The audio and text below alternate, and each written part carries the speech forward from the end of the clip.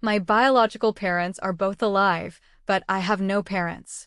When I was 5 years old, because they wanted to have a son, they gave me to my uncle to raise. From that day on, my biological parents told me, "Don't call us mom and dad anymore. Your uncle and aunt are your parents now." My aunt immediately retorted, "I didn't give birth to her. Why should she call me that?"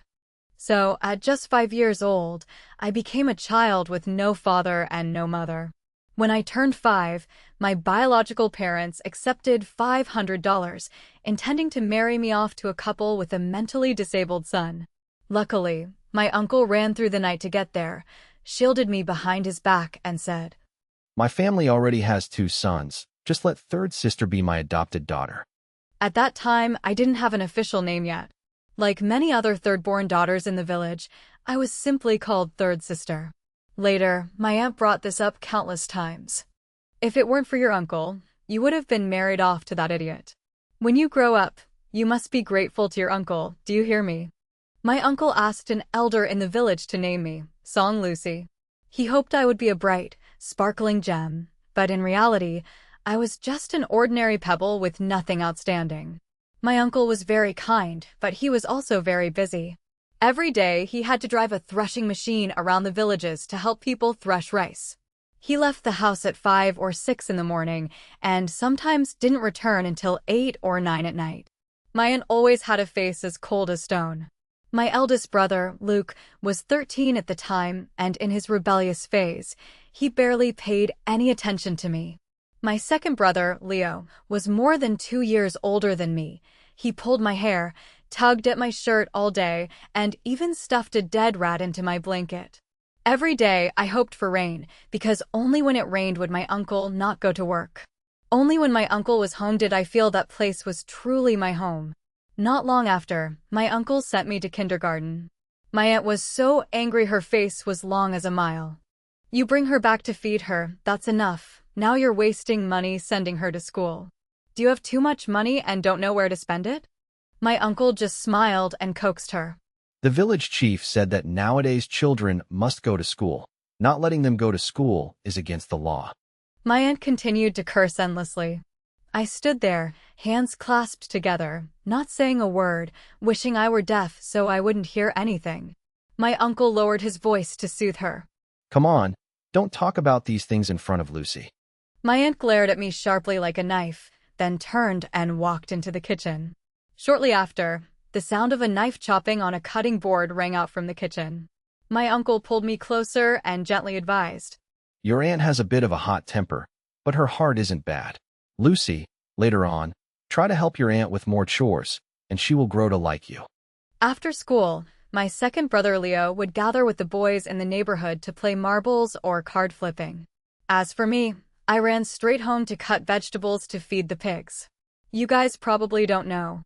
That type of water celery that sells for over $10 a kilo now, back then it grew all along the field banks. Our pigs ate it until they were sick of it. After cutting vegetables for the pigs, I had to help cook rice and pick vegetables, waiting for my aunt to come back, so she just had to stir-fry them to eat. On weekends, I had to wash clothes for the whole family. The laundry tub was so big that when I stood up, it was taller than half my body. Back then, farm work was endless. Planting sweet potatoes, turning potato vines, sowing peanuts, harvesting beans, transplanting rice seedlings, weeding, spraying pesticides, rush planting, and rush harvesting. My uncle was busy outside all day, so most of the housework fell on my aunt's shoulders. She was exhausted coming back from the fields, Luke talked back, and Leo was mischievous without rest. Thinking back now, my aunt's irritable temper was understandable. Children get sleepy easily. Often by the time my uncle got home, I was already fast asleep. The first thing I did when I woke up in the morning was to feel under my pillow for a lollipop, a candy drop, or some plum powder. That was the silent love my uncle reserved just for me. That day, I felt nothing there. While I was feeling disappointed, my aunt pushed the door open and walked in, looking furious, holding a lollipop in her hand and yelling, "Where did you get the money to buy candy? Did you steal it?"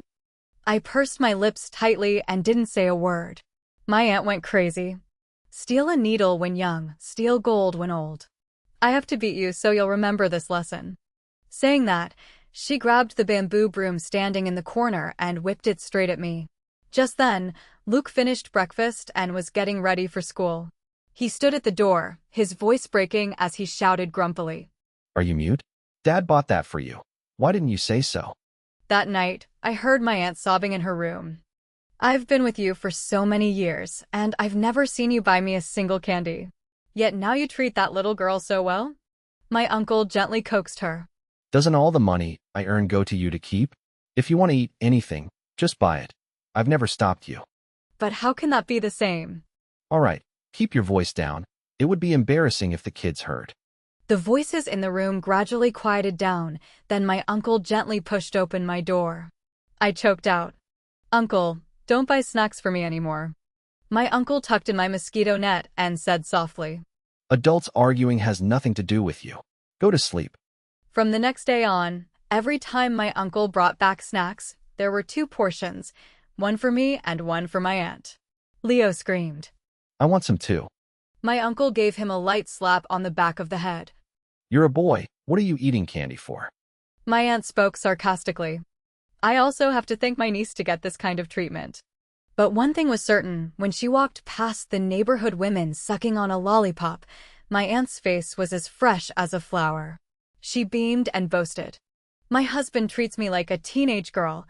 He buys candy for me every day. Do you think he's being too wasteful? More than a year later, my biological mother finally got her wish and gave birth to a son. My uncle and aunt took me to the full-month party. My biological mother's house had been almost emptied by the family planning enforcers. Even the chairs had to be borrowed from neighbors. Yet her face was full of jubilation. Finally gave birth to a son. Let's see who dares to say behind my back that I can't give birth. They named him Joey Zhang. He was jaundiced, dark-skinned, and covered in fuzz, looking exactly like a baby monkey. I didn't understand why everyone kept praising him as cute. Almost reflexively, I called out Mom. The smile on my biological mother's face immediately froze. Don't call me that randomly. Now your uncle and aunt are your parents, understand? My aunt smiled forcefully, her voice cold. She didn't come out of my belly, don't call me Mom. So who exactly are my parents? Finally, my uncle patted my back and soothed me. Go play with your sisters, child. Guests attending were treated to sticky rice wine with eggs. Everyone had 2 big eggs in their bowl, but my bowl was just full of diluted sugar water. Just like countless times before, my biological mother said, "We don't have enough eggs, and besides, it's not good for kids to eat too many eggs. The fire in the kitchen is about to go out. Go help your auntie rekindle it." At that time, I felt something was wrong, but I didn't know what was wrong. A small child like me back then didn't know how to resist the so-called authority of parents. Later, my aunt went into the kitchen and found me sweating profusely from tending the fire.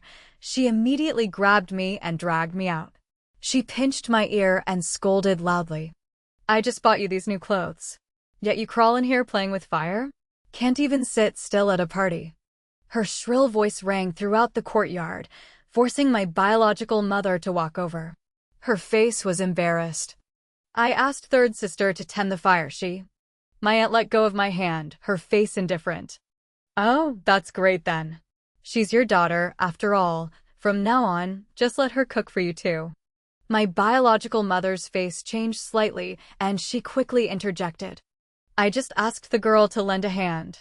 Since I gave her away, how could I ask for her back?" The 2 of them exchanged a few sentences, pushing me back and forth like a discarded object. Finally, my biological father appeared. He drawled coldly. If sister-in-law doesn't accept her, I'll take her to old man Zhang's house. He's willing to pay $500, just enough to buy milk for little Joey. On the way back, my aunt kept scolding me. "Even though they are your flesh and blood, they didn't give you eggs to eat, yet you still buried your head in work for them. No matter how good you are, to them, you're no different from trash. They throw you away whenever convenient. 3 daughters, and they only abandoned you." I sat on the back rack of the bicycle. The hot summer wind blew straight into my face, making my eyes sting and burn. From that day on, I had an uncle and aunt. I had an aunt and uncle-in-law, but I had no parents. Normally, my aunt wasn't too bad, but every time the new school year approached, she became much more irritable. Even though compulsory education was universal then, going to school still required fees. 3 children studying at once was a heavy pressure for rural parents. My uncle had to spend a lot of effort every time to persuade my aunt to let me continue school. Every summer vacation, my biological parents called me back to stay for a while. I didn't want to go, but my uncle always said gently, After all, they are your biological parents. They call you back because they miss you. My biological parents' house only had one 3-blade ceiling fan. It was sweltering in the summer. The whole family slept on mats right on the cement floor. I lay on the outermost edge, feeling almost no breeze, only the strong smell of sweat wafting from the room into my nose. Actually, they didn't miss me at all. It was just harvest season with lots of farm work, so they forced me back to have an extra worker, but outwardly they had to save face.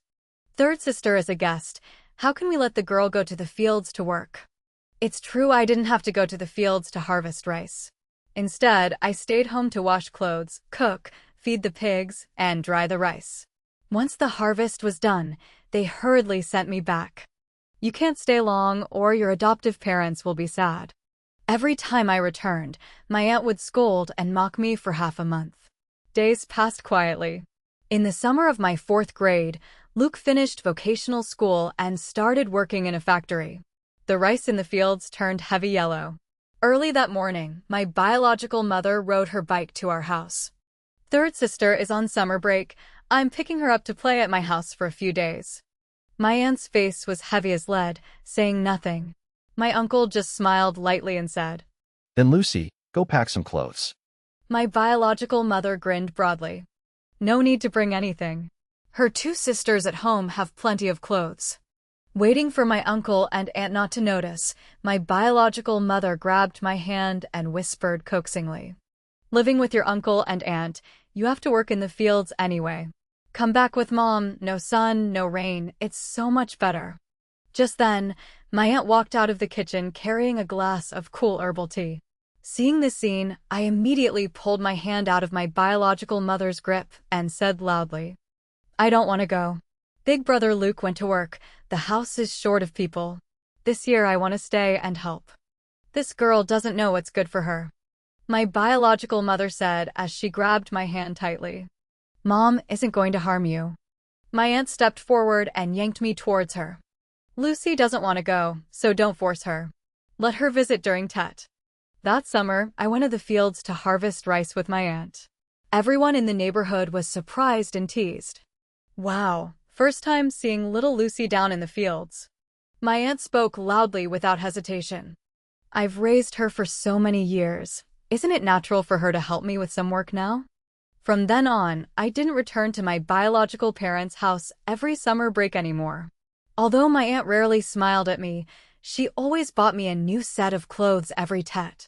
Unlike my biological parents, for years I only wore hand-me-downs from my 2 sisters.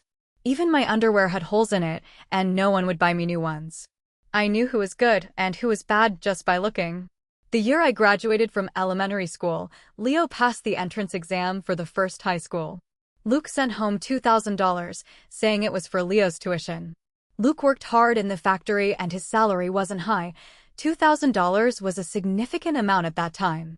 That year, Luke turned 20, and my aunt started worrying about getting him a wife, but Luke kept saying there was no rush. Late at night, my aunt lay sobbing to my uncle. The family has nothing, and 2 kids still have to go to school. Which family's daughter would agree to marry him? He might end up a bachelor for life. My uncle comforted her. He's still young. I didn't marry you until I was 23. Young my foot. His classmates all have 2 kids already. Leo went to high school at a boarding school. As he grew up, his temperament became more mature. Back then, the non-mainstream trend was popular. After school, the school gate was gathered with all kinds of boys and girls with dyed bright yellow hair, ears full of piercings, and eyes lined black like pandas. I usually avoided them and took a different route. But that day, the last day of school before the National Day holiday on October 1st, I stayed behind for duty, so I left late. The girl leading that group blocked me. She chewed gum loudly, pulled my hair, and asked, "Got any money?" I shook my head frantically. "Then cut off this braid. It can be sold for a little money." She dragged me towards the barber shop across the street. Just then, a shout rang out powerfully. What are you guys planning to do?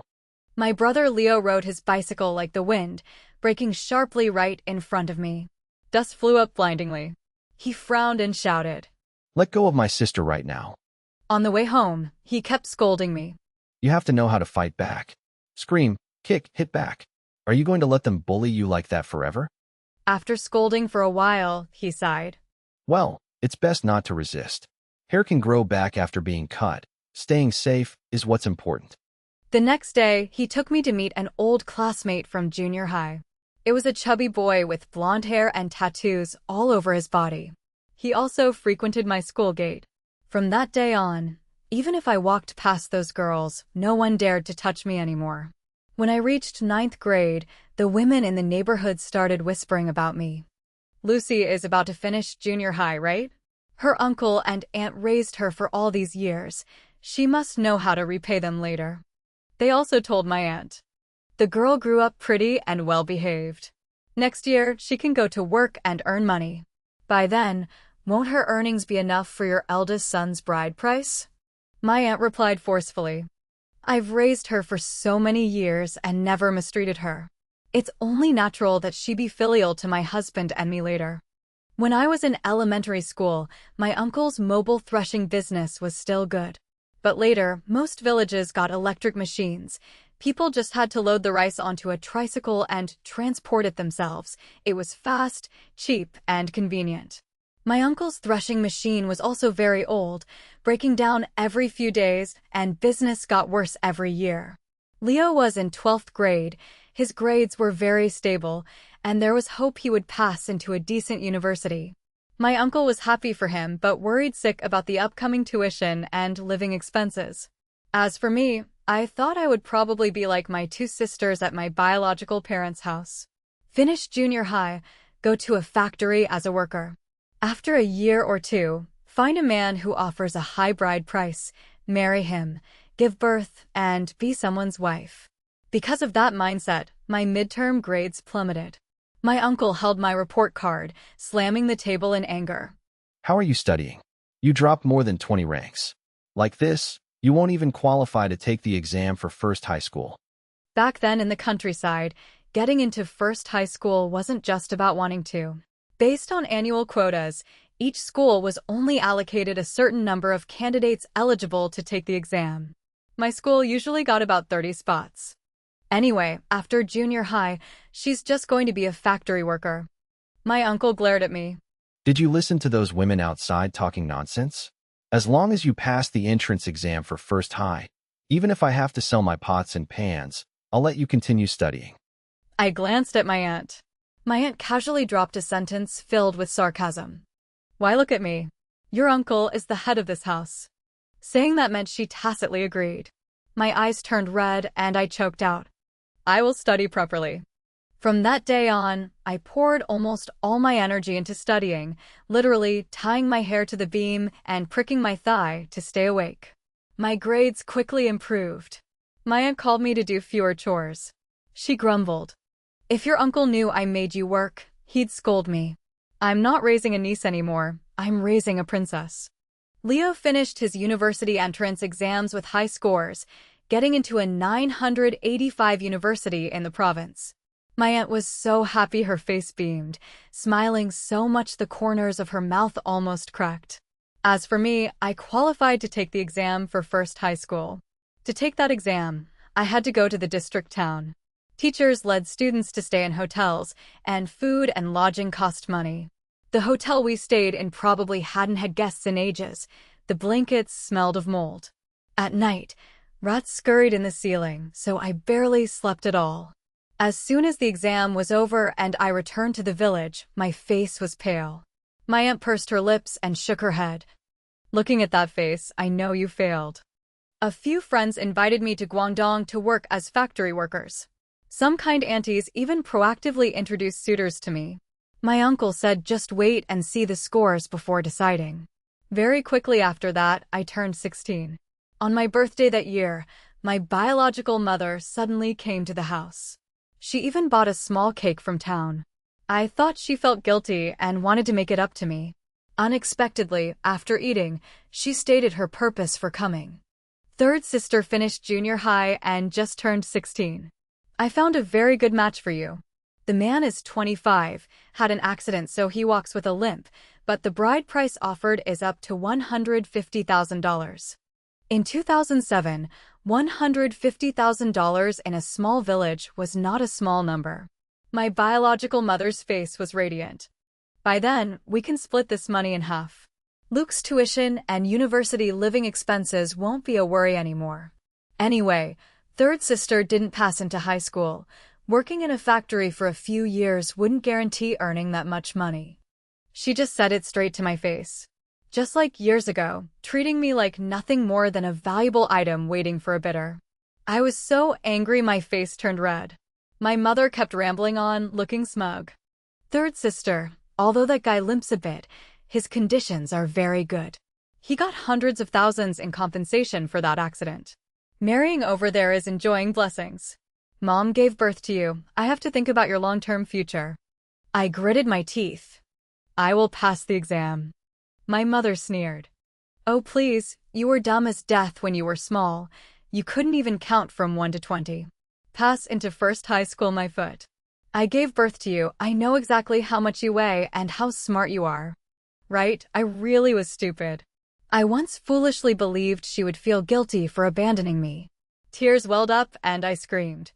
If I don't pass into first high school, I'll go to work, but I definitely won't get married. You abandoned me when I was 5. If I earn money, I'll only give it to my aunt, not you. Just then, amidst my emotional outburst, the landline phone in the house rang. It was my homeroom teacher calling. New over phone song Lucy, the high school entrance exam scores are out. The other end was silent for a moment. My heart felt suspended in midair. I dared not breathe loudly. Then I heard her say, New over phone, you passed. Our school has 10 students who passed into first high and you ranked second. My forehead broke out in hot sweat. I raised my hand to wipe it and realized I was crying. My uncle grabbed the phone to confirm again. Knowing the score for sure, he nodded continuously. That's great. That's great. Thank you. Thank you for teaching my niece. My aunt, unknown to Wen, had leaned in close, pressing her ear to the back of the receiver. After hearing it, she glanced at me. You came back from the exam with a face pale as a corpse. I thought you really failed. My biological mother was stunned, muttering. That girl couldn't even count from 1 to 20 properly, yet she passed into first high? Then her eyes darted around, and she quickly changed her tune. 1 in high school, 1 in university. How do you people plan to manage? In my opinion, it's better to marry her off. My brother Leo had been sleeping in the next room all this time. He had always disliked my biological mother. At this moment, he suddenly threw the door open, his voice harsh. Now she is my sister. Whether she marries or goes to school is none of your business. I can borrow money for my tuition and earn my own food money. She doesn't need to sacrifice. Do you know how hard it is to get into first high? Lucy suffered so much to pass, and you say don't study just like that? My uncle pretended to be stern and scolded gently. Leo, why are you talking to your aunt like that? It's not polite at all. Back then, relatives were like that. Even if there was conflict, they rarely tore each other's faces apart in public. My biological mother's face turned red then white, unable to speak.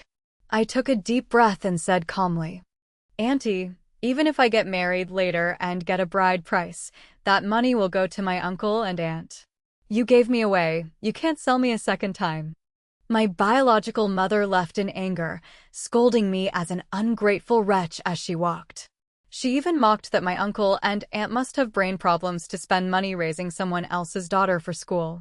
That night, my aunt slaughtered a laying hen and gave me the biggest drumstick. Eat up. Later, when you get married, remember to give all the bride price money to me. The women in the neighborhood incited my uncle and aunt. A son in university already costs a fortune. Why provide for someone else's daughter? In the end, you get nothing, it's all in vain. You can't even be sure your own child will act right, yet you devote yourself to raising someone else's. The admission notice came with a list of tuition fees, dormitory fees, and various other fees. It added up to exactly $1,800 right at the start of the school year. My aunt's face was as black as the bottom of a pot. Where am I supposed to find that much money for you? Later when you work, you must hand over all your salary to the house, understand? Leo could borrow tuition money, but he still had to manage living expenses himself. Being poor makes even a hero helpless over a penny. My uncle ran everywhere to borrow money. Someone said why not ask his eldest son to give some. My uncle just smiled forcefully. Raising children's education is the parents' responsibility, not their brothers. My wife and I don't have money to help him get married or build a house. We already feel guilty enough. Leo went to the district town to work as a tutor and took extra shifts at a net cafe. At night, he slept on the sofa in the shop to save on rent. I also wanted to do something to help. Just then, someone came to the village buying hair. My hair was thick and long, kept for 5 years, now reaching nearly to my waist. After some bargaining, I sold it for $80. I ran straight home, sweating profusely, holding the money. Just in time, my aunt came back from the fields. I gave the money to my aunt and said, "Auntie, I just sold my hair for $80. My aunt wiped her hands and rubbed the back of my head a few times. "Which bastard cut your hair so short like this?" "It's okay, Auntie. Hair will grow back. Besides, you always complain my hair is too long and sheds all over the house." My aunt was annoyed. "Let me take you to the shop to cut it properly. This looks ugly as death." "No need, Auntie. You cutting it for me is fine. Why waste $5? That day, the sunset turned the whole sky red. My aunt borrowed a new pair of scissors and sat down to help me fix my hair. She trimmed and scolded at the same time, first cursing the person who bought the hair as a scoundrel, then scolding me for being stupid enough to let them cut it recklessly. After scolding for a while, her voice gradually lowered. "Don't sell your hair anymore. Girls look beautiful with long hair. This house doesn't lack your $80 or $100. Leo came home from work, saw my long braid gone, and was furious enough to explode. Why don't you just shave your head bald? This hairstyle looks indistinguishable from a boy or girl from the back. After hearing the story, my biological mother also scolded me for being stupid. Such long, thick hair should have sold for at least $150. Throughout 3 years of high school, I never let my hair grow long again because short hair was easy to care for and saved time and energy. Later, Luke sent home $1,000, helping to resolve the dire situation at home. Entering high school, I realized that people are truly not the same. Many classmates had taken extra classes during summer break and learned the high school curriculum ahead of time. So when official classes started, they followed the lessons effortlessly, while I was like an old, barren buffalo struggling to crawl forward. Teachers always focused their efforts on top students. They didn't have time to worry if weak students like us understood the lesson. After just 1 month, my confidence almost completely collapsed. By the National Day holiday on October 1st, Leo came home. I took the chance to grab him and ask about schoolwork. But the more I asked, the more my spirit sagged. I really couldn't keep up. I truly couldn't keep up. Leo put down his pen, looked at me, and said, "Lucy, when I first started high school, I was exactly like you. I felt stupid. The gap with others was too big. I wanted to be good at everything, wanted to prove myself. Later I understood that studying also requires selectivity, what to focus on and what to let go." He explained to me that in 11th grade, streams would separate into science and arts. Choosing science meant mostly not needing to study arts subjects anymore, just passing the graduation exam was enough. Therefore, I could choose early now, take a step ahead to consolidate my foundation. Science made it easier to find jobs. Arts consisted of subjects requiring memorization, which girls were usually better at. You decide for yourself. That night, the sky was full of stars. Leo told his story gently as if it were no big deal. But I knew that climbing over those mountains alone must not have been easy. Now he held a lamp to light the way, turning back to lead me by the hand, hoping I could take fewer detours than he did. That night, I decided to forgive him for stuffing the dead rat in my blanket when we were small. I wanted to find a job easily later. I wanted to earn more money. So I chose the science stream, decisively giving up history, politics, and geography. Because the number of subjects decreased, I could focus more. Studying became much lighter, and I really felt myself improving. But by the midterm exam, my rank was still hovering around 40-something in the class. The reason was that my scores in arts subjects were too low, dragging down the total score. When my biological mother found out the results, she pursed her lips and clicked her tongue. "See, I told you, this girl isn't the type who can study. With those grades, at most she'll only get into third-tier schools." People in the village gossiped that old song the thresher must have too much money to burn for fun. No wonder his son Leo still hadn't married. They weren't in a hurry. Who said they weren't in a hurry? My aunt was anxious to the point of going mad. Thinking back and forth, she still believed the cause was that the family condition was too poor. After the winter break of 10th grade, my uncle started following a construction team leader to do construction work. Exposed to sun and rain at the construction site, with almost no days off, it was extremely hard. But he earned about $3,000 a month, more than when he did the threshing business. My aunt took on cooking for the workers at the site. Besides her salary, she collected scrap wire and iron. Calculating it, she made nearly $2,000 a month. My aunt increased my living allowance to $300. "Your brother Leo only had $250 back then. Later when you work, you have to pay me back 5 times that amount. Understand?" I know. Living with my aunt for so many years, I gradually got used to her nature. Her mouth was sharp, but her heart was soft as tofu. In 11th grade, during the final winter break, Luke finally brought a girlfriend home to introduce. My aunt was overjoyed and started preparing for the wedding. But that girl demanded a bride price of $100,000 and also wanted to buy a house in the district town. This was beyond my uncle and aunt's ability. My uncle sat under the eaves smoking cheap cigarettes. He smoked one after another until the pack was empty. Outside, snow fell white, clearly light as cotton, yet when it fell on my uncle's shoulders, it felt like 1,000 pounds pressing down, making his back hunch even more. My biological mother took the opportunity to speak up. "If you had listened to me back then and not let Lucy go to school, married her off early, you would have had the bride price for your eldest son by now." My biological father proposed a plan to Luke. Just get her pregnant first. Once she's pregnant, she'll have to marry you even without money. Back then in the village, quite a few people got wives by forcing a shotgun wedding like that. My uncle, who was known for being gentle, flew into a rage for the first time. "Shut up. From now on, don't interfere in my family's affairs." My biological mother walked away cursing, saying she only wanted what was best for everyone, truly kindness bitten by a dog. This marriage matter eventually fell through. Luke was depressed and quit his job.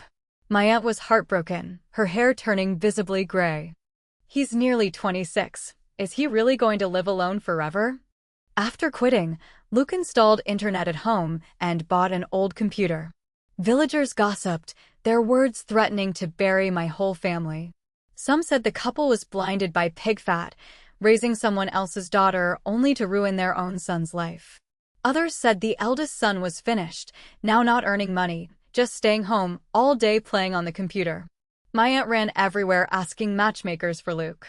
But within 10 miles, anyone who heard about our family situation immediately refused. My aunt was afraid Luke would think recklessly, so she didn't dare let him go to construction work. During the day, he slept and wouldn't get up, but at night he sat typing clack-clack at the keyboard. Finally, my aunt couldn't take it anymore and gently advised, "If not this girl, there will be another. You have to pull yourself together, don't bury your head in that computer all day." Luke replied calmly, "I'm not playing on the computer. I'm writing novels to earn money." Luke said working on an assembly line all his life would have no future. He wanted to try doing something with more prospect. My aunt didn't believe him. I was also curious and asked what story he was writing. He refused to let me read it. "It's not something for a little girl like you to see." I was skeptical. Only much later did I learn that back then, The internet wasn't strictly censored like now. Luke wrote sensitive novels that bordered on the censorship line. Firecrackers exploded to welcome the new year. In a blink, another TET passed. I had half a year left until the university entrance exam. After separating streams in 11th grade, I was placed in the selected science class. Since eliminating the subjects that held me back, my rankings started to jump. When first divided, I ranked 98th in the grade. First semester of 11th grade up to 76th. Second semester jumped to 62nd. By the first semester of 12th grade, I ranked 55th. The higher I climbed, the harder it got. Just maintaining position required gritting my teeth. Wanting to advance a step further felt like breaking hundreds of invisible rubber bands pulling me back. I often felt I had reached my limit and couldn't go any further. At the New Year's Eve dinner table, Leo patted my shoulder to comfort me. You have to keep a stable mentality. As long as you maintain this score, getting into a lower tier 985 university won't be a problem. You are already very good. Sometimes what makes us collapse isn't the weight from the outside, but the straw weighing down our hearts. That New Year's Eve, Luke, who spent all day hugging his computer, insisted on shoving $500 of lucky money into my hand. Lucy, take this to buy candy. Actually, I hadn't liked eating candy for a long time. There was an 8-year gap between him and me. We weren't very close when we were young either. Perhaps in his memory, I was forever that little girl hiding in a corner secretly eating the candy Dad bought. My aunt went everywhere boasting that Luke wrote stories on the computer and earned money, but no one believed her. Never heard of anyone playing on a computer and making money. Right, after all, he only finished vocational school. My son only finished junior high, and now he earns over $2,000 a month. Leo looks like he's finished. Later he'll definitely become a leftover bachelor left in the corner. On the second day of TET, my biological mother returned to her maternal home as usual. She pulled me to a secluded spot and shoved $100 into my hand. Lucky money for you. Remember to hide it well. Don't let your uncle and aunt know. Take it to buy some nice clothes and some good food for fun. I threw it back. I don't need it. What can $100 buy that's so much like you say? Her face went stiff. Later, I happened to overhear my biological father asking her why she gave lucky money to that girl when she didn't help our family at all. My mother replied, "What do you know? What if she passes into a top university? Currying favor now means if she has money later, she can help our little Joey a hand." Hearing that made me choke with anger. Are these words a biological mother could say?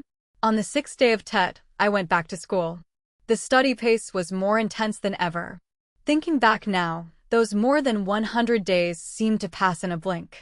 But while in it, I felt time was endless. So many tests, exam papers done endlessly gave me the illusion that the university entrance exam would never arrive. Yet it came.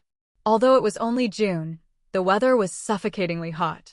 On the tree branches outside the exam room, cicadas cried incessantly. I suddenly remembered when I was 4 years old, my eldest sister took me to pick up cicada shells. Those things could be used for medicine and exchanged for money. After picking for a while, we got separated. The sky gradually darkened, the woods were gloomy. I cried and called my sister's name while groping my way home. I don't know how many times I tripped, but finally I staggered out of the woods. I stumbled into the village, seeing my house from afar. The light in the living room was still on. My biological parents and 2 sisters were sitting eating dinner. 4 people, one on each side of the table full of food. The scene was so harmonious and warm. As for me, it was as if I never existed. It seemed God had fallen asleep and accidentally arranged a wrong family, a wrong position for me. Fortunately, after that nap, he corrected the mistake and brought me back to my uncle's house. My uncle, aunt, and 2 brothers were the true family fate reserved for me. For them, I definitely had to test well. During the few exam days, I felt like a full lake, pouring out rushing water bit by bit over 4 subjects. When the last subject ended, the water was drained, my body empty, my soul floating in midair, incredibly hollow. I walked out of the exam room in a daze and suddenly heard a familiar call. "Lucy." I looked up amidst hundreds of parents waiting outside the school gate and immediately saw my aunt. The sun had tilted west. The golden sunlight shone on her hair, which was speckled with gray. Beads of sweat were on her forehead as she waved at me. At that moment, my floating soul fell back into my body with a thud. Turns out there was always an invisible string tying me. No matter if I went to the ends of the earth, someone missed me, someone waited. My aunt drove me back to the village on a motorbike, her mouth complaining incessantly. Your uncle and I suffered so much gossip and hardship to let you go to school. If you aren't filial later, you'll surely be struck by lightning, understand? Twilight fell, the red evening light like fire illuminating the earth and sky. I wrapped my arms around my aunt's waist, resting my cheek lightly on her back, and replied softly, "I know." My aunt said nothing more. Only the sound of the summer wind blowing gently remained, carrying the scent of detergent lingering on her shirt.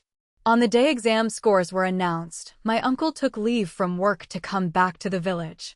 My aunt got up at the crack of dawn. From past 5 a.m. until noon, she didn't rest her hands for a minute, her mouth repeating exactly one sentence dozens of times without getting bored. Finally, it was time to check scores. Luke opened the lookup website. Entered information, pressed confirm. The website started loading. A short dozen seconds felt so silent in the house you could hear a needle drop. Literature 125. Math 123. English 139. Science combination 251. Total score 638. That year, the cutoff score for the science block to enter a Tier 1 key university was 567. Compared to my usual performance, I held my form well. The moment she saw the score, my aunt's eyes turned red. Let those ignorant women in the village see whose daughter is as talented as my niece. That afternoon, my aunt wore a straw hat running all over the neighborhood. Seeing anyone, she lamented to the heavens and earth. Little Lucy scored 638 points. Now I have to pay for her university again. It's truly a headache to death. With the advice of my homeroom teacher and Leo, I applied to the 985 university right next to Leo's school. My aunt insisted on holding a celebration party for passing the university exam. She said gleefully, "People hold parties for tiny things. Our family has such a big event. How can we not celebrate? On that day, you must tell everyone that you will be filial to me and your uncle later. Let those busybodies who gossip without shame explode with jealousy." The party opened 12 tables. The aunts and uncles in the village immediately flipped their attitudes, praising endlessly. Raising this niece wasn't a waste of effort at all. You couple raised 2 kids into university. Truly amazing. Little Lucy looks bright. I said from the start she would pass. Wait until the 2 of them graduate. Who knows how happy you couple will be. Your uncle and aunt are your second parents. You must be grateful and repay them later. The atmosphere was lively and bustling when my biological mother, after a few beers, suddenly grabbed my hand tightly. Her eyes were red, her face full of sympathy. "Third sister, you passed university. Mom is so happy. This clever brain is just like Mom's. I knew you would definitely pass." She rubbed my hand, her voice gentle. "Back then, Mom wanted to have a baby brother, so I had the heart to send you to your uncle and aunt to raise temporarily. Actually, Mom has always missed you very much and intended to bring you back many times, but was afraid of affecting your studies. I gave birth to you. We are still one family. Today, you thank your uncle and aunt for taking care of you all these years. From now on, don't bother them anymore. Come home with Mom." She pulled her brother, who was eating and drinking his fill, over. "Joey, hurry up and call your sister to come home together." Joey Zhang glanced at me and said disdainfully, It's not like she got into Tsinghua or Peking University. What's the big deal? My eldest sister, leading 2 daughters and heavily pregnant, also squeezed in. "Third sister, they are your biological parents. As children, we can't hold grudges forever. Our family should reunite happily together later." My head buzzed with anger. I knew they had no limits, but I didn't expect them to be this brazen. Even funnier, some people stood up to join in. Raising is a favor, but giving birth is also a favor. The girl studies well now, has a bright future. Later both sides should receive her filial piety. My mother smiled forcefully, her face stiff. Of course, you must remember your uncle and aunt's grace, but without mom giving birth to you, how would you have today?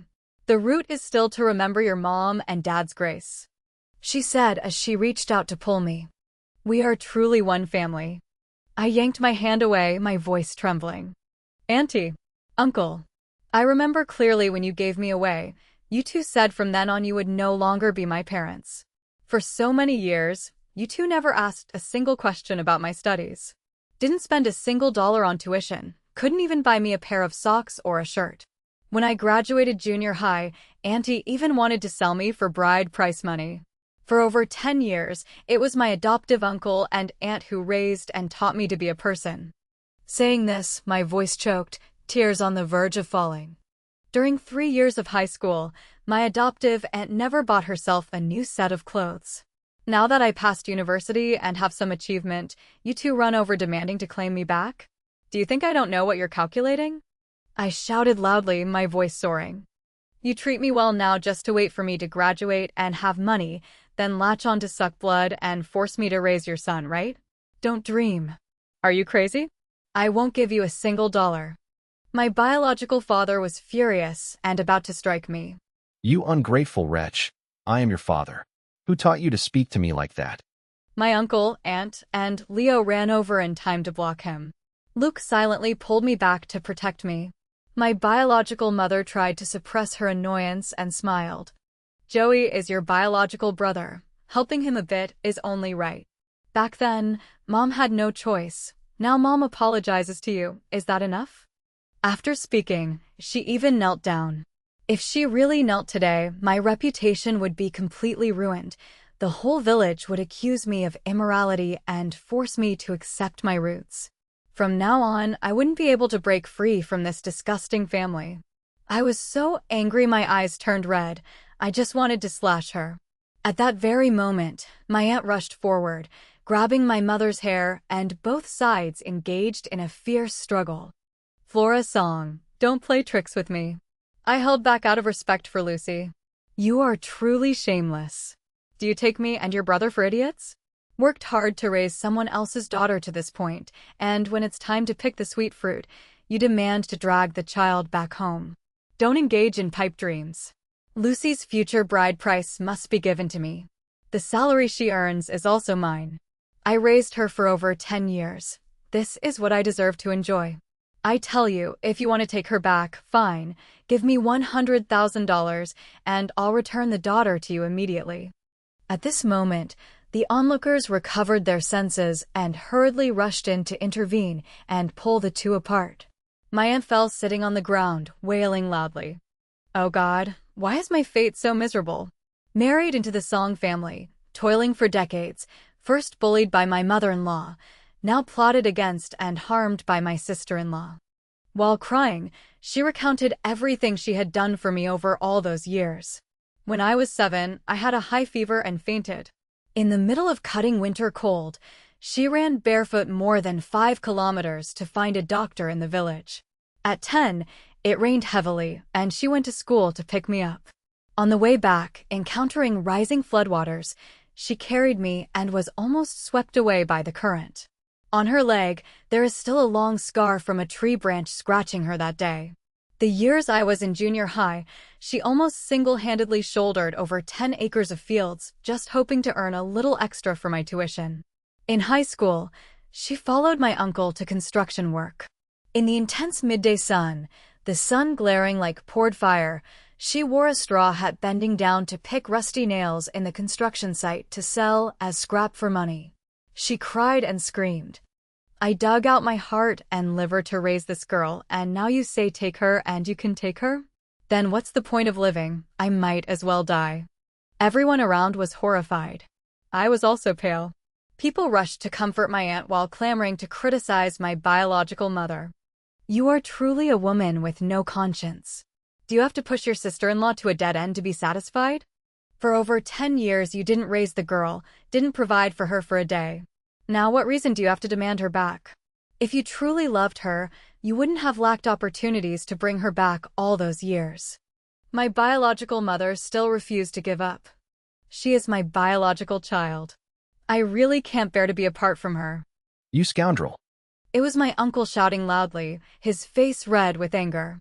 You can't bear to part with her person or can't bear to part with the money she's about to earn. You know perfectly well in your heart. If you still calculate like that, don't dream of ever returning to this house again. My mother stood frozen, looking at my uncle with disbelief. My uncle was naturally a gentle person and much older than her, so he had always been tolerant of his younger sister. She pursed her lips, still trying to cling to the last ray of hope, and turned to me. Third sister, before, Mom was wrong, Mom admits it. Now Mom wants to take you back to share the burden for your uncle and aunt. Mom and Dad will cover your university living expenses. Luke plays on computers and doesn't earn money. Leo still has to take entrance exams for grad school. Your uncle and aunt have suffered enough already. I sneered. Then what about tuition? She stammered. Can't tuition be borrowed? Everyone saw clearly that she had calculated everything perfectly. Only spending a few $100s a month on living expenses in exchange for a university-educated daughter who would work like a buffalo or a horse for them all her life was too good a deal. Who says I can't earn money? Just wait. Saying that, he went into the bedroom, pulled out a backpack, rummaged inside, and pulled out 5 stacks of $100 bills, crisp as if just withdrawn from the bank. He threw them straight onto the round table covered with red velvet in front of everyone. He said coldly, Leo, you just focus on grad school. Lucy, I'll cover all your tuition and living expenses for university. $50,000 was not a small number. The whole banquet courtyard was silent. My biological mother looked at the pile of red money and swallowed hard. My aunt picked it up, touching each bill to check if it was real. Bewildered, she asked, Where did you get so much money? Luke shrugged. I told you already, Mom. I write novels to earn money. Before, I gave living money to Mom, but Mom always thought I was pretending and giving money saved from when I worked in the factory. Tears fell down my aunt's cheeks. That's great, that's great. The youngest's education isn't your responsibility. Mom will keep this money to buy a house and get you a wife later. She carefully gathered all the money and hugged it tight. As for my biological mother, her eyes were glued to the stacks of money. As soon as my aunt walked into the house, she hurriedly followed, smiling fawningly as she walked. Sister-in-law, I'm planning to build a separate house for little Joey. My aunt stopped, her eyes looking at her coldly. Sister-in-law what? I don't have a sister brazen enough to reach this level. This money is for Leo's marriage. Don't dream of extracting a single penny from my hands. Probably after my aunt locked the money away, I tiptoed to push the door open and walk in. She was combing her hair while secretly wiping tears. I stood at the threshold, twisting my hands together, whispering, I'm sorry, Auntie. Although my aunt normally had a hot temper and a loud voice, she actually had a lot of pride. She never complained about hardship to anyone, let alone threw tantrums or laid on the ground making a scene. What she just did in front of everyone was extremely humbling for her. My aunt turned her back to tie her hair neatly with a hair tie. Then when she turned around, her face showed no trace of tears. She scolded me, her voice fierce as usual. To deal with the likes of your mother, you have to fight poison with poison. Reasoning with her amounts to zero, practically useless. Auntie raised you this big. If you dare soften your heart and go back to help them raise their son, I'll die immediately, do you hear? I couldn't hold back my tears. I know. What are you crying for? Today is a happy day. She used her sleeve to wipe my tears, wiping until her own eyes turned red too. No crying. The Song family will have nothing but good days from now on. That whole bunch will have to be jealous. She patted my head gently. Exams are over, let your hair grow long again. Girls look prettier with long hair. After that, my aunt locked the room door with 2 locks and led me back to the party. Luke was being surrounded by a group of aunties. Playing on a computer makes money too? How much does one earn? My son just finished junior high. Can he earn money like you? Leo, Auntie has a niece, 22 years old, finished college, extremely pretty. Let me matchmake for you. I also have a niece on my mother's side, 20 years old, a kindergarten teacher, very good family background. My brother was 1m75 tall, weighing about 65 kilograms, looking tiny and incredibly weak amidst the crowd of gossiping women. Those women continued to compete to offer their children and grandchildren. Just then, Luke pushed his glasses up and said softly, Actually, I already have a girlfriend. "What?" A scream rang out in the crowd. It was my aunt. It turned out Luke's girlfriend was a girl he met in an online author group. She was also an amateur author about to enter her senior year of university. My aunt narrowed her eyes suspiciously. "You aren't being scammed, are you? Did she ask you to buy tea?" The story was that in the village, a boy once spent $50,000 to $60,000 buying over 100 pounds of tea because of an online girlfriend, then broke up. Since then, the whole village tacitly understood a rule: tea-selling girlfriends, avoid quickly. Luke hurriedly waved his hands. No way, we video called several times, and there are photos too. Saying that, he pulled a photo out of his wallet. The girl in the photo had a very delicate face, lovely dimples, and bright eyes. The surrounding aunties were deeply regretful, as if they had just lost a bargain worth hundreds of millions. Yet, clearly not long ago, they criticized my brother as a guy who only knew how to hole up at home mooching off his parents, unable to earn money. Only much later did I understand there was a term very suitable for Luke: socially anxious. He looked cool and quiet, but actually, it was because he wasn't good at and didn't like interacting with others.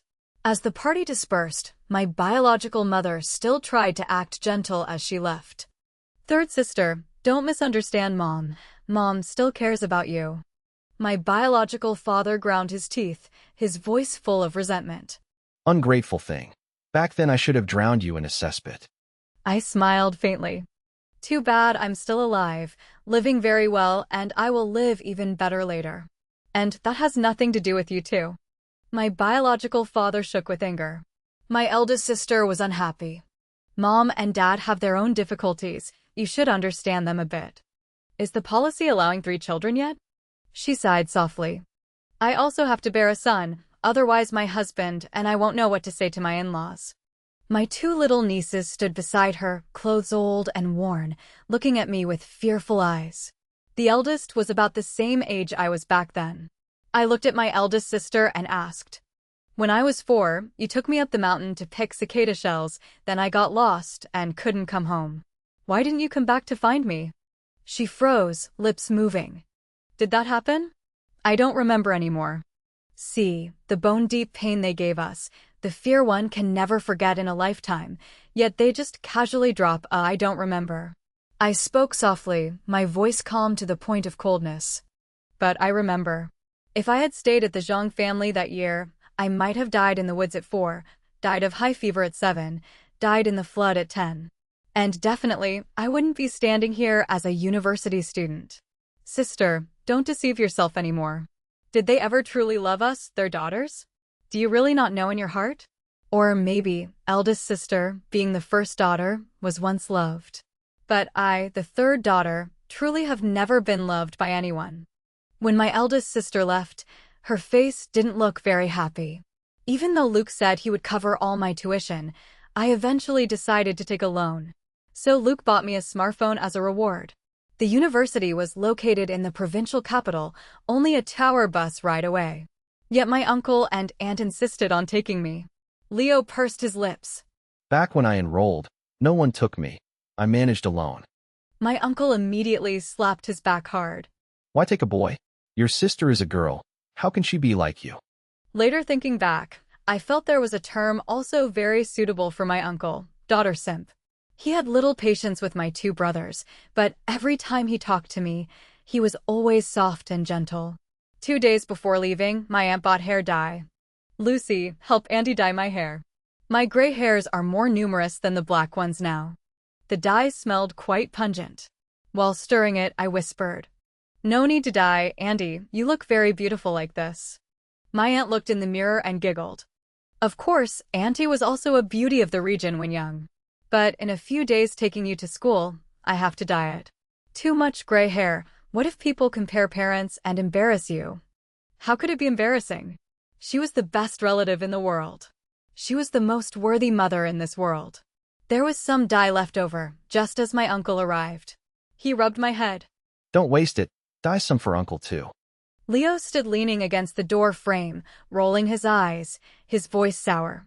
The couple knows how to groom themselves now. The dormitory was a 6-person room. My aunt chose the bed on the inside for me. Near the window was cold in winter, near the door was drafty and sometimes meant getting up to open the door for people at night. This bed was the best. My uncle went to buy daily necessities for me. My aunt made the bed. A lady at the next bed said, "Your daughter looks so much like her dad, not like her mom at all." My aunt paused for a moment, then said while making the bed, "She is my niece, I am her aunt. It's normal not to look alike." The other lady froze for a moment, seemingly wondering why an uncle and aunt were taking me, but didn't ask. I stepped forward to help my aunt pull the blanket corner, my voice clear. I was raised by my uncle and aunt. My uncle and aunt are my biological parents. At that moment, my aunt's hand holding the blanket corner trembled strongly. A few seconds later, she nodded heavily. "That's right, although I didn't give birth to you. Now you are my biological daughter." Leo had wanted to take the grad school exam, but hesitated due to family circumstances. Now with Luke giving him a pill of reassurance, Leo began to prepare wholeheartedly. He was naturally intelligent. Back then, grad school exams weren't as competitive as later, and the acceptance rate was higher than university. He passed into grad school at Zhejiang University. No tuition needed, and the advisor he chose was good. Every month working on projects with the teacher got him a stipend. Besides supporting himself, he had spare money to buy me birthday gifts. Throughout the years I was in university, my uncle, over 50, started learning electrical work. Once learned, he worked immediately. He followed plumbing and electrical teams on construction projects, not paid by the day but by contract. Finish one house, get paid for one house. He worked hard and meticulously, earning tens of thousands of dollars a month. My aunt also followed him everywhere, sometimes stocking shelves in supermarkets, sometimes washing dishes and cleaning in restaurants. Generally, never a free moment. The family prospered day by day. My uncle wanted to demolish the old house in the village to rebuild. Luke and Leo tried their best to persuade him to buy a house in town. A house in the village wouldn't be lived in by anyone later and had no accumulation or investment value. At that time, my uncle took a drag of his cigarette and said slowly, "Well, Mom and Dad live there. Later when you guys come back, won't you have a nest to crawl into? No matter how good the city is, Mom and Dad's roots are still in this village." Now in the village, every house is a multi-story building. Only ours is still the old one-story house. Over the years, my uncle and aunt have been laughed at by people in the village countless times. Building a new multi-story house was perhaps not just about retirement, but also related to face and self-esteem. In the winter break of my sophomore year, Luke's girlfriend wanted to visit. To prepare to welcome her, Luke took me to town to buy things, unexpectedly bumping into his ex-girlfriend. Counting it up, they had broken up exactly 3 years ago. Luke's ex-girlfriend was carrying a child about over a year old. Snow fell lightly. The two stood before the clothing market gate exchanging a few polite sentences. "Are you married now?" Almost. My girlfriend is coming home to visit in a few days. "Still working at the factory?" No, now I freelance earning money at home. The ex-girlfriend was silent for a few seconds then asked, "So can you afford the bride price?" Luke smiled faintly. My girlfriend says her family doesn't focus heavily on that. The ex-girlfriend's smile faded like white mist. "That's good then. Wish you happiness." The weather was freezing. The child in her arms started fussing. She comforted the child while saying goodbye to Luke. Just as they were about to pass each other, she whispered a sentence. "Leo, I'm sorry." Walking into the clothing market, the heat from the heater blew straight into our faces. Luke's face looked a bit gloomy. I was annoyed. "Why didn't you tell her you earn lots of money now? Consider it a slap in her face." Before, I lacked capability. I can't blame her. In the end, it was just no destiny.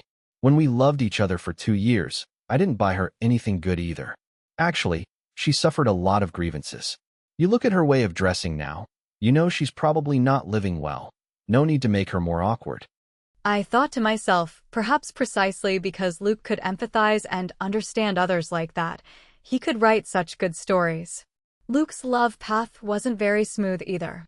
My sister-in-law was an only child and a university student. Initially, her family didn't agree.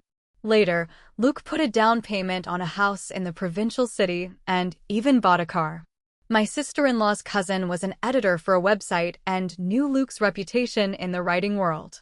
Our family's background wasn't like years ago anymore. My uncle had a trade, the house had no debt. Leo was a grad student, I was a proper university student. Later on, we definitely wouldn't be a burden to Luke, on the contrary, we could support each other. After so many storms, Luke finally settled down happily at the age of 30.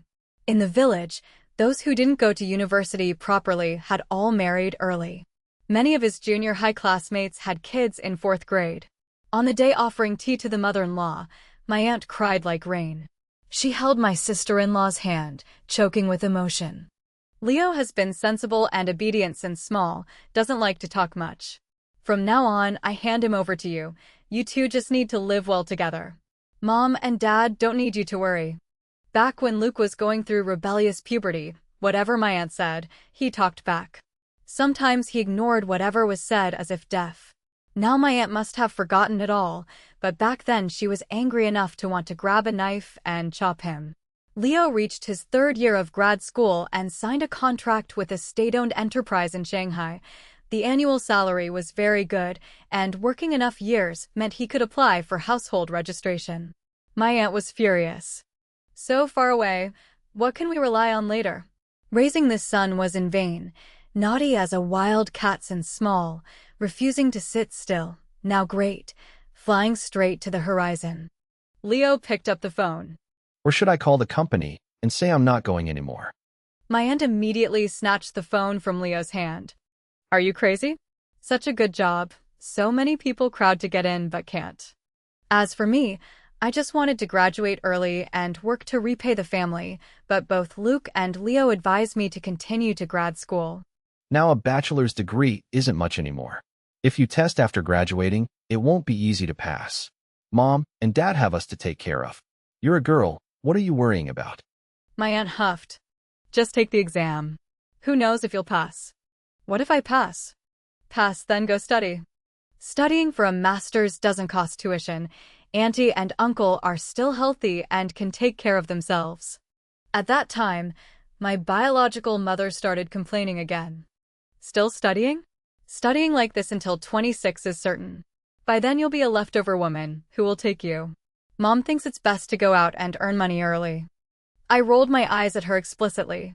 Whether I study or marry is none of her business.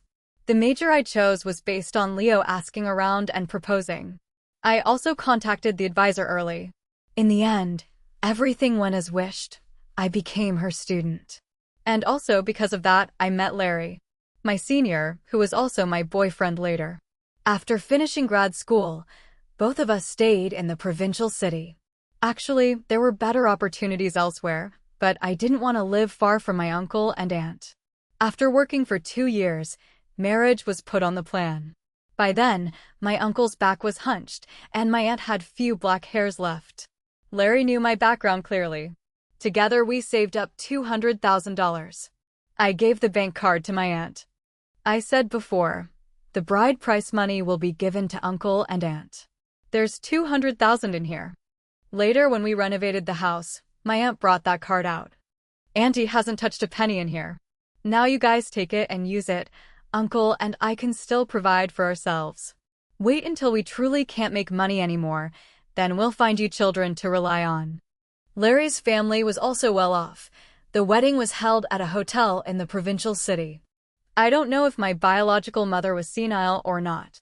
She ran over and told me, Mom is your biological mother. On the wedding day, Mom and Dad will go on stage for the son-in-law to offer tea and change the way he addresses us parents, okay? I replied to her with exactly one word. Scram. On the day of the ceremony, the MC asked me and Larry to offer tea to my uncle and aunt. Larry respectfully called out, Dad, Mom. I also called out, Dad, Mom. Uncle and aunt cried. From that moment, I officially changed my address. From now on, I would always call them Mom and Dad. Mom and Dad, with tears in their eyes, nodded incessantly. Dad held Larry's hand, his voice trembling. Dad only has this one precious daughter. You must promise Dad to treat her well for life. Mom bowed her head, searching for a red envelope in her pocket. Her hair was newly dyed, but the roots still showed a ring of gray. She gave a thick red envelope to Larry. When Lucy was small, she suffered unknown hardships. Now that you've married her, from now on, absolutely do not let her suffer anymore, understand? I was teary-eyed, kneeling with Larry to bow and thank them for the grace of raising me. In this world, there is the grace of birth and also the grace of nurturing, but for me, the grace of nurturing is 100 times greater than the grace of birth. As a child, I often had nightmares, dreaming I was stuck in that dense forest from years ago, surrounded by countless cicada shells besieging me. No matter how I struggled, I couldn't escape. Later, the nightmares gradually disappeared. Since when? Perhaps since the 100th time Dad bought snacks for me. Perhaps since the countless times Mom scolded with her mouth, but always saved hot rice and soup waiting for me to return. It was their love, the affection of my brothers, that helped me step out of that dark, dense forest of age 4, so that I could spread my wings wide and fly into the vast, endless sky. Epilogue. During university, a few trivial things happened. My second sister was only 2 years older than me. When I was still in school, she went out to work. I held a party for passing university. She didn't come back. But in the winter break of freshman year, she returned to the village. She gave me a silver necklace, saying it was a gift congratulating me on passing university. I accepted my sister's heart. Yet within a few days, my biological mother visited relatives in the countryside. She said that necklace was bought by my second sister for her but mistakenly given to me. How much is a silver necklace worth? Yet she was brazen enough to come and demand it back. Truly speechless. Naturally, I returned it. Since then, I detested her even more in my heart. During my grad school, coinciding with Mom's aunt's 60th birthday, I saved every penny working overtime to buy her a gold necklace. That is the difference between a daughter and a son. My 2 brothers just sent money, not thinking deeply like that. Mom scolded me again. What kind of waste is this? This necklace is so expensive. Before finishing eating, she put it on and ran all over the village boasting. My daughter Lucy, silly girl, working overtime day and night just to buy me this expensive gold necklace. How often do I wear it normally? You tell me, isn't it a waste of money? Have any of your daughters bought gold necklaces for you yet? Provoking quite a few aunts and uncles. Later, my biological mother also saw that necklace, jealous until her eyes turned red, hinting vaguely that she also lacked one. I just smiled faintly. Didn't second sister buy you a silver necklace back then? The smile on her face immediately stiffened, and she awkwardly turned away. The 3 of us siblings all left the village to establish careers, while Mom and Dad stayed in the countryside. Besides needing help watching grandkids, when they might come to one of our houses for a few days, most of the time they preferred living in the countryside. Luckily now there's WeChat to video call every day. Dad isn't good at using phones, but Mom is very skilled. Every day she sends articles by fake experts in the family group chat. Stuff like 3 dishes absolutely strictly forbidden on the New Year's Eve table, parents need to be vigilant, a small action can lead to tragedy, 1 sip a day keeps bloating away, incessant crying might be due to this haunting. Once, Leo and I were on business trips and unexpectedly met in Shenyang. Leo video called Mom. After talking a few sentences, he asked, Where's Dad? The camera shifted. Dad is watching the evening news. He even waved from afar at us. Even living in a remote rural area, he still cared about national affairs every day. Leo said again, Mom, this time on my business trip I met Lucy. We are eating dinner together. Just saw Dad, small in the screen, immediately jump up, a huge face pressing close to the lens. Lucy is there too? Where are you kids on a business trip? He started rambling questions incessantly. Leo heard and felt sour in his heart. Dad, tell the truth. Lucy is your biological child, and I'm the adopted one, right? Dad glanced impatiently.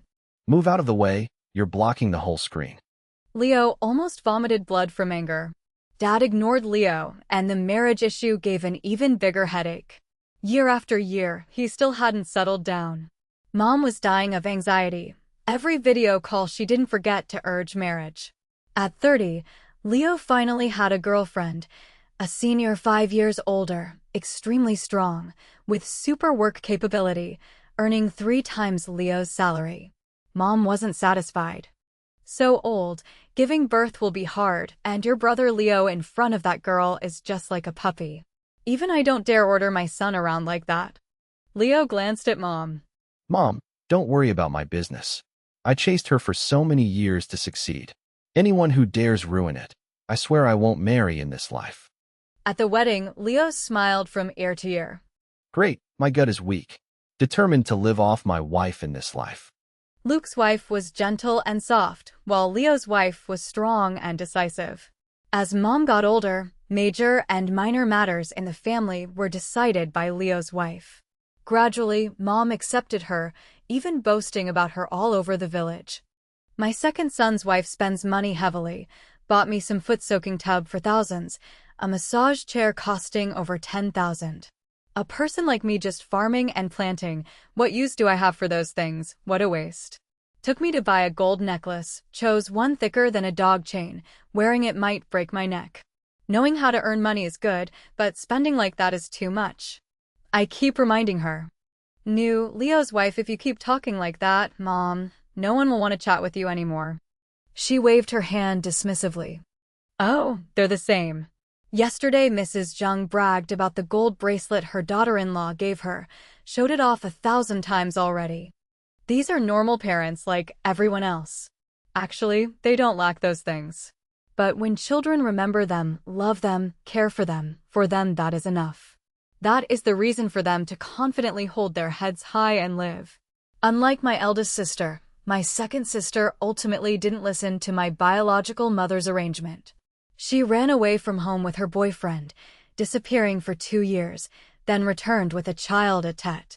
My biological mother was so angry she cried and screamed, calling her unfilial, an ungrateful wretch, a wolf-hearted person. So what? The child was born, couldn't be sold for a good price anymore, so she let it go. My biological mother also tried to extract money from my second sister, but she refused. The feelings between mother and daughter just stayed cold like that. Conversely, my second sister later also established a career in the provincial city and interacted with me more. On my 30th birthday, my second sister gave me a gold necklace. Making it up to you. So she had always known about the silver necklace incident. That day we drank quite a bit. Her face flushed, eyes hazy, she said. Let me tell you something funny. Since you passed university, Dad and Mom don't know how many times they've said, if we knew earlier, back then we should have kept you and given me away instead. My second sister spoke lightly, but I could imagine how painful it must have been for her heart every time she heard those words. I held her hand. If I had been kept at the Zhang family, even if I passed first high, I wouldn't have gone to school, let alone university or grad school. Sister, now you are living very well. Actually, you're even more capable than me. Under the brainwashing of our biological parents, she wasn't assimilated like my eldest sister, but remained steadfast to herself. Escaping the control of biological parents with only a junior high education, she built a life on her own. Truly, her life is what's worth writing into a great book. My biological parents placed very high expectations on Joey Zhang. In their eyes, if I could pass university, Joey obviously could do anything. After all, Joey was the crown prince, surely gathering the spiritual energy of heaven and earth. Yet Joey couldn't even pass into first high. My biological mother wanted to pay to get him in, but his score was so low that even with money, they wouldn't accept him. Later he went to vocational school, but didn't seem to study anything. Playing around all day. Graduated and went to work in a factory, working 3 days, quitting 2. Liked to dream high but lazy to work. 1 year, half of it spent eating and idling. My biological parents were worried sick. But what could be done? After all, that was the crown prince of the Zhang family. They still had to serve him. When I gave birth to Kelly, Joey still hadn't married. My biological mother found countless matches for him, but in the end, no one agreed to marry. Perhaps he will be single all his life. Who knows? Anyway, it has nothing to do with me.